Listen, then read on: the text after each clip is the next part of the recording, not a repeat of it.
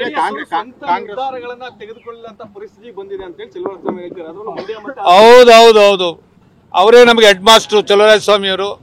ಅವರ ಮಾತಿನ ನಿರ್ಣಯದಂತೆ ನಮ್ಮ ಪಕ್ಷ ನಡ್ಕತ್ತಾ ಇತ್ತು. ಅವ್ರಿಲ್ದೆ ನಾವು ಒಂದ್ ರೀತಿ ಕಂಗಾಲಾಗಿದ್ದೀವಿ. ಆ ಕಾರಣದಿಂದ ಅವ್ರು ಹೇಳ್ಬೇಕಾದಂತದ್ದೇ ಹೇಳಿದ್ದಾರೆ. ಸರ್, ಈಗಾಗಲೇ ಕಾಂಗ್ರೆಸ್ ಅಭ್ಯರ್ಥಿನ ಸ್ಥಳೀಯ ಮಂಡ್ಯದ ಮಣ್ಣಿನ ಮಗ ಈ ರೀತಿಯ ಭಾವನಾತ್ಮಕವಾಗಿ ಮತ ಕೇಳ್ತಾ ಇದ್ದಾರೆ. ಸರ್, ಕುಮಾರಣ್ಣ ಅವ್ರದ್ದು 20 ನಿಮಿಷದ ಜರ್ನಿ. ಕುಮಾರಣ್ಣ ತೋಟದ ಮನೆ, ಸ್ಟಾರ್ ಚಂದ್ರ ಅವ್ರ ಮನೆ ಡಾಲರ್ಸ್ ಕಾಲೋನಿ, 1.5 ಗಂಟೆ ಬೇಕು. ಟ್ರಾಫಿಕ್ ಹೋದ್ರೆ 2 ಗಂಟೆ ಬೇಕು.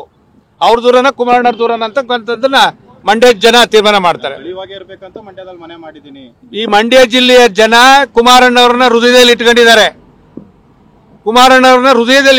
ಆ ಕಾರಣದಿಂದ ಇಲ್ಲಿ ಯಾವ್ದೋ ಟೆಂಪ್ರವರಿ ಮನೆ ಸೆಟಪ್ ಮಾಡ್ಕೊಂಡು ಯಾವ್ದೋ ದುಡ್ಡಲ್ಲಿ ತಂದು ಮನೆ ತಕೊಂಡು ಇಲ್ಲಿ ಇರ್ತೀನಿ ಅಂತಕ್ಕಂಥದ್ದನ್ನ ಜನ ಒಪ್ಪಲ್ಲ.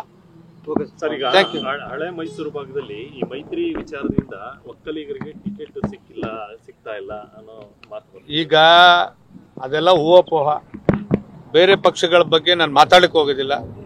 ನನ್ನ ಪಕ್ಷದಲ್ಲಿ ನನ್ನ ಒಕ್ಕಲ್ತನ ಮಾಡ್ತಕ್ಕಂಥ ಎಲ್ಲ ಸಮುದಾಯಗಳು ದೇವೇಗೌಡರ ಕುಮಾರಣ್ಣ ಅವರ ನಾಯಕತ್ವ ಒಪ್ಪಿದೆ.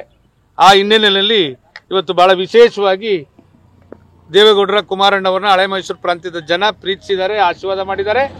ರಾಜ್ಯದ ದೇವೇಗೌಡರನ್ನ ಮುಖ್ಯಮಂತ್ರಿ ಮಾಡಿ ಪ್ರಧಾನಮಂತ್ರಿ ಮಾಡಿದ್ದಾರೆ. ಕುಮಾರಣ್ಣ 2 ಬಾರಿ ಮುಖ್ಯಮಂತ್ರಿ ಮಾಡಿದ್ದಾರೆ.